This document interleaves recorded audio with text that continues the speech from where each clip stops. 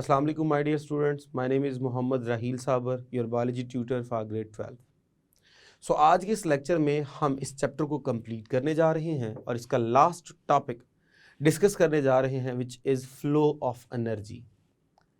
इस लेक्चर में हम इस बात को डिस्कस करेंगे कि अगर हम इकोसिस्टम की बात करें तो इकोसिस्टम बेसिकली इंडिपेंडेंट होता है, उसको किसी चीज़ पर डिपेंड नहीं करना पड़ता।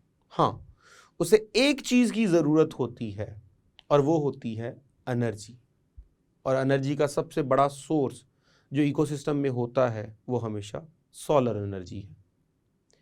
इस लेक्चर में हम डिस्कस करने जा रहे हैं कि किस तरह सोलर एनर्जी को यूज़फुल बनाया जाता है और किस तरह वो एनर्जी एक ट्रॉफिक लेवल से दूसरे ट्रॉफिक लेवल में ट्रांसफ़र की जाती है।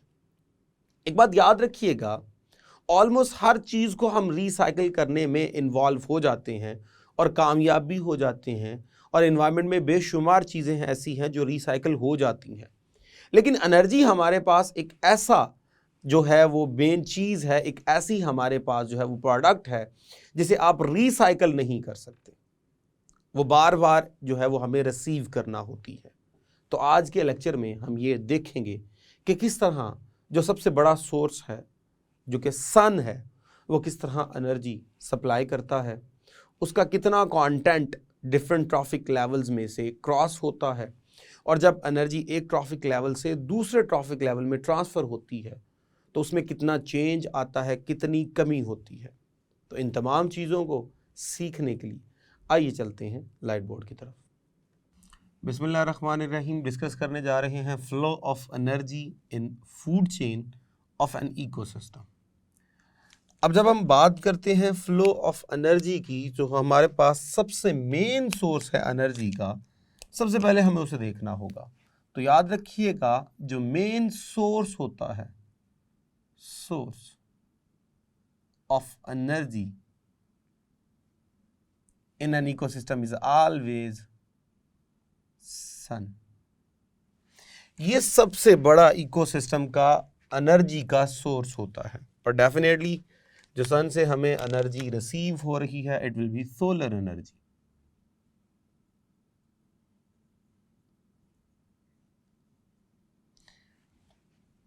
एक अगर हम बात करें इकोसिस्टम की तो वो हर लिहाज से खुद कफील होता है, उसके पास हर चीज़ मौजूद होती है।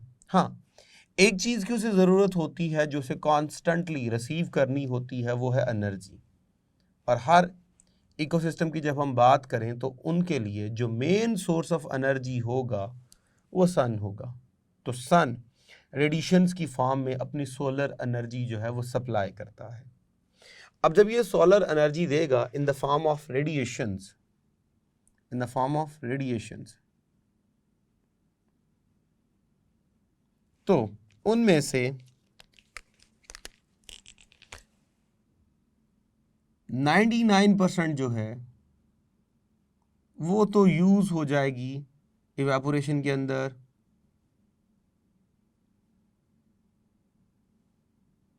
या फिर यूज हो जाएगी इन सॉइल हीटिंग, या दोबारा सपोज कर लीजिए वो रिफ्लेक्ट हो गई और डिफरेंट जो है वो चीज़ों में यूज हो जाएगी।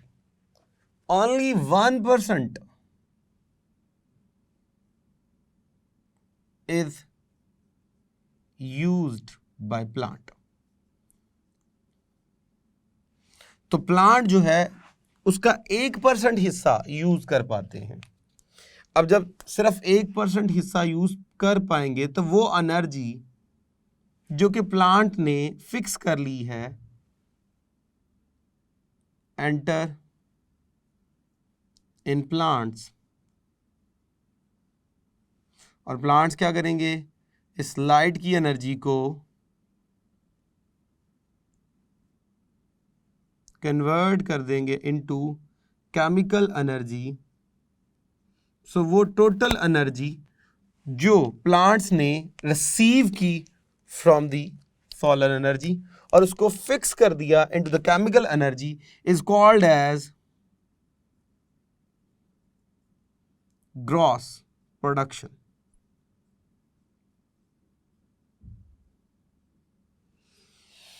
Gross production. अब जब प्लांट्स ने सोलर एनर्जी को जो इनके पास आई उसको यूज़ किया for the formation of different chemicals, so that energy will become the part of the elements in the body of the plants.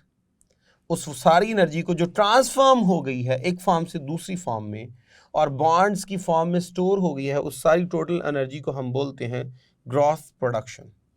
अब उसके बाद इन्हीं प्लांट्स ने परफॉर्म करना है, प्लांट्स परफॉर्म रेस्पिरेशन, जिसमें कंपाउंड्स की ब्रेकडाउन की जाएगी और ब्रेकडाउन करने के बाद उससे एनर्जी पैदा की जाएगी और उस एनर्जी को यूज़ किया जाएगा to perform different kinds of chemical reactions और फिजिकल रिएक्शंस और फिजिकल एक्टिविटीज़। जब बेशुमार एक्टिविटीज़ को परफॉर्म किया जाएगा तो उस वजह से कुछ एनर्जी यहाँ पे क्या होगी, यूज़ होगी। सो एनर्जी कंज्यूम हेयर,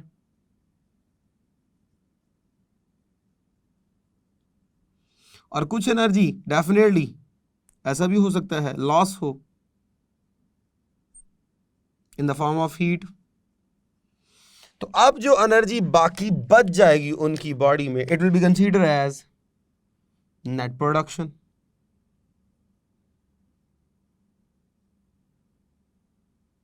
और इसी नेट प्रोडक्शन के लिए हम एक वर्ड यूज करते हैं, वी यूज टू से it's the biomass of a traffic level.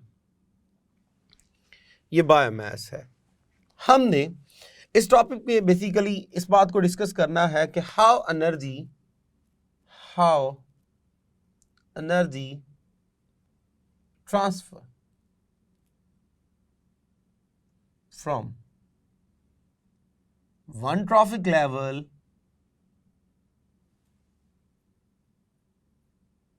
To another. किस तरह एनर्जी जो है वो एक ट्रॉफिक लेवल से दूसरे ट्रॉफिक लेवल में ट्रांसफ़र होती है और उसमें से क्या जो है वो चेंजिंग आती है, कितनी एनर्जी यूज़ होती है, कितनी एनर्जी वेस्ट होती है। तो हमने कहा जो मेन हमारे पास सोर्स है वो है हमारे पास सन। ये लीजिए, ये हमारे पास सन है which is providing solar energy.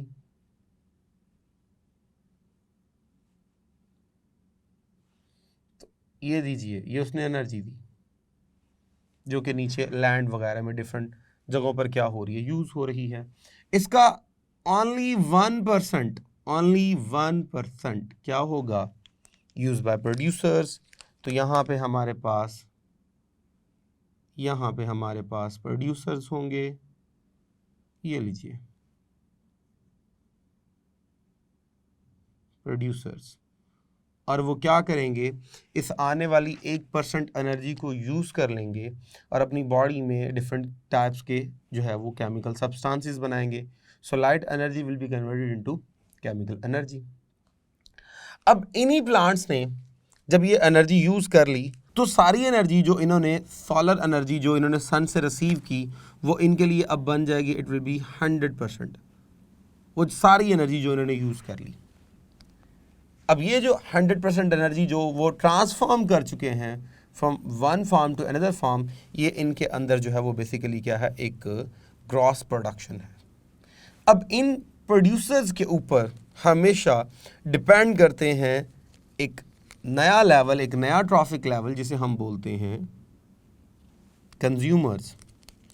तो आइए जी, नेक्स्ट जो हमारे पास यहाँ पे जो लेवल डिस्कस होगा, it will be the consumer level. दीजिए यहाँ पे आ गए कंज्यूमर्स।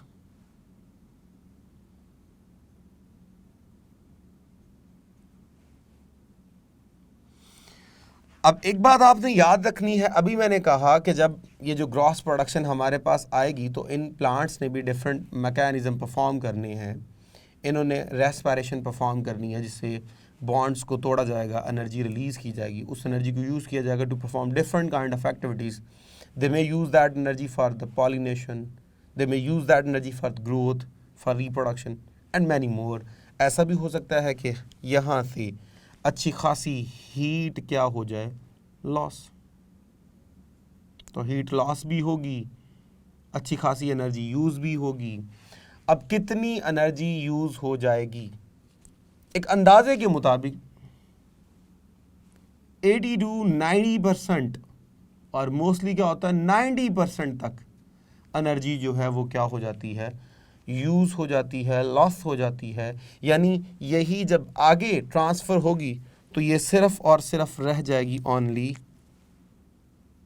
10%। तो देखिए 90% तक क्या आ गई, डेफिशिएंसी आ गई, कमी आ गई। अब यही कंज्यूमर जो हैं जब they will become the food of the next level, जिसे हम बोलते हैं डिकम्पोजर्स।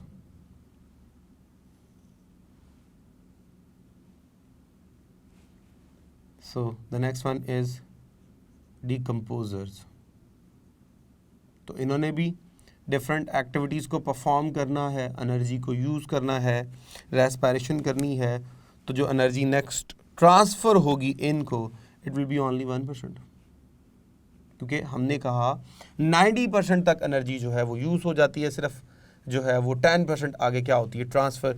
तो आप 100 का जो है वो 90% ले लीजिए, the remaining one will be the 10%। अब इसका जो है वो 90 ले लीजिए तो the next one will be the 1%। तो अब जैसे जैसे एनर्जी आगे ट्रांसफ़र हो रही है ये कम हो रही है।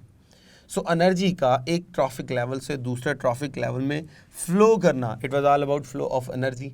लेकिन अगर आप इस एग्जांपल को गौर से देखें तो हमें ये नज़र आ रहा है कि जैसे जैसे एनर्जी एक ट्रॉफिक लेवल से दूसरे ट्रॉफिक लेवल में जा रही है तो लगातार इसकी मिकदार कम हो रही है, it is going on decreasing, कम हो रही है।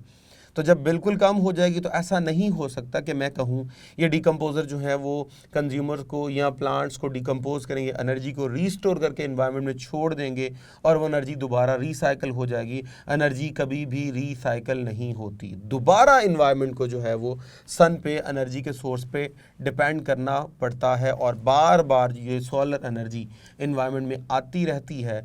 इस लिहाज से हमेशा एक एनवायरनमेंट जो होता है वो इस एनर्जी का जो है वो हमेशा के लिए क्या बन जाता है, मोहताज बन जाता है। अगर हम कंज्यूमर्स को फर्दर अगर हम डिफ़ाइन करें और एनर्जी के लेवल्स को देखें तो हम एक पिरामिड जो है वो भी बना सकते हैं।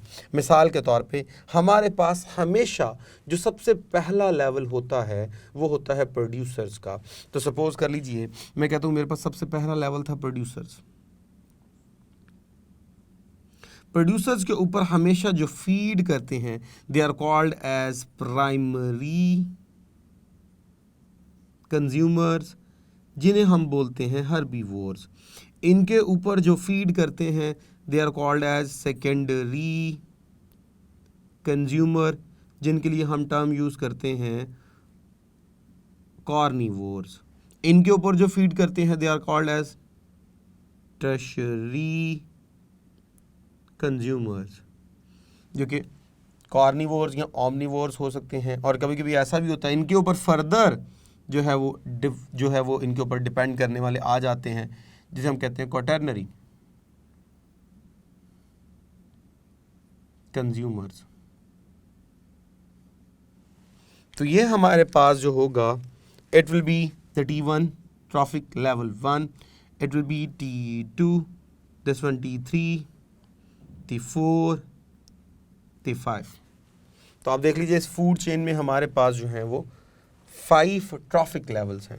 अब सपोज कीजिए अगर हम with respect to energy divisions देखते हैं तो हमारे पास क्या होगा, सबसे ज़्यादा एनर्जी हमेशा प्लांट्स के पास होती है, प्रोड्यूसर्स के पास होती है, क्योंकि इन्होंने ही तो डायरेक्ट एनर्जी को यूज़ करना है।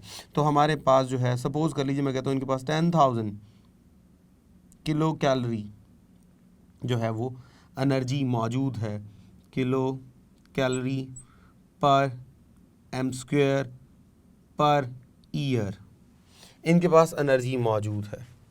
अब जैसे ही नेक्स्ट ट्रॉफिक लेवल में एनर्जी ट्रांसफ़र होगी तो 90% इसका कम हो जाएगा, then it will become only 1000 with this unit. अब जब ये अगले लेवल में जाएगी it will become only 100 with the same unit. Next level में जाएगी इट विल बिकम ओनली 10 और जैसे ही नेक्स्ट लेवल में जाएगी it will become 0.1।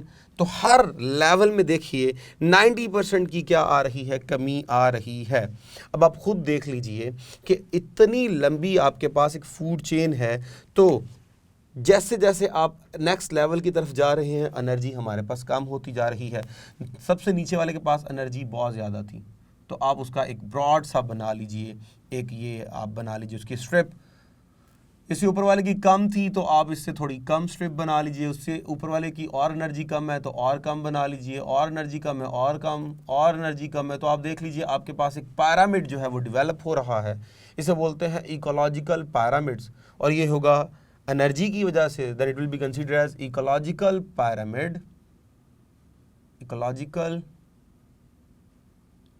Pyramids of energy, जिसमें हमने डिस्कस किया कि पहले वाले में एनर्जी जो थी वो 10,000 थी, फिर ओनली 1000, फिर ओनली 100, फिर 10, फिर 0.1। तो एनर्जी जो है गोइंग ऑन डिक्रीजिंग, कम होती जा रही है। तो जितनी छोटी हमारे पास फूड चेन होगी, सपोज कीजिए मेरे पास सिर्फ 3 लेवल्स तक फूड चेन है, तो देखिए एनर्जी अभी भी कुछ ना कुछ है। और जैसे ही आप 4 और 5th लेवल तक चले गए तो एनर्जी बिल्कुल कम रह गई। यानी जो आखिरी ट्रॉफिक लेवल होगा उसके पास एनर्जी बहुत ही ज़्यादा कम होगी।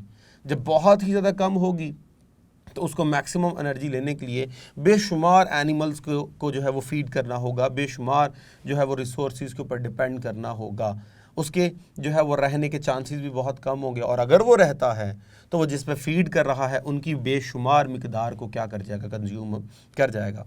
और जितनी छोटी फूड चेन होगी उतनी उसके अंदर जो है वो एनर्जी ज़्यादा होगी, एनर्जी आसानी से फ़्लो होगी, और उतना वहाँ पे जो ऑर्गेनिज्म की स्टेबिलिटी है वो ज़्यादा अच्छी होगी और एफिशिएंट होगी। जबकि लंबी फूड चेन जो है वो उनकी ना सिर्फ ज़िंदगी को बर्बाद करेगी बल्कि एनर्जी की भी डेफिशिएंसी इन्वायरमेंट में जो है वो फेस करना पड़ेगी। तो इस तरह हमने इस लेक्चर के अंदर इस जो है वो फ्लो ऑफ एनर्जी को डिस्कस किया, और साथ ही साथ हमने यहाँ पे अपने चैप्टर को भी कंप्लीट किया। अगर हम इस टॉपिक को देखें with respect to board point of view, तो आपने ये टॉपिक लॉन्ग क्वेश्चन के तौर पे रेडी करना है, लॉन्ग क्वेश्चन के तौर पे। ये पूरा टॉपिक जो है वो बहुत ही इंपॉर्टेंट है लॉन्ग क्वेश्चन के लिहाज से। हाँ, अगर आप इसमें से कुछ ऑब्जेक्टिव के पॉइंट्स पूछें तो वो जो है वो gross production, gross primary production भी से बोलते हैं, नेट प्रोडक्शन ये बड़ा इंपॉर्टेंट, बायोमास ये बड़ा इंपॉर्टेंट, कितने परसेंट एनर्जी के जो है वो यूज़ होने के, लॉस होने के चांस हैं, या नेक्स्ट ट्रॉफिक लेवल में एनर्जी कितनी ट्रांसफ़र होती है। तो ओनली 10% जो है वो ट्रांसफ़र होगी, 90% तक पिछले लेवल में क्या हो जाती है, यूज़ हो जाती है। तो ये बातें आपको अच्छे से लर्न करनी है। इसके साथ हमारा ये टॉपिक भी कंप्लीट हुआ और चैप्टर भी कंप्लीट हुआ। सो इजाज़त दीजिए फॉर नेक्स्ट लेक्चर, जिसमें हम कोई नया चैप्टर शुरू करेंगे। Thank you very much. अल्लाह हाफिज़।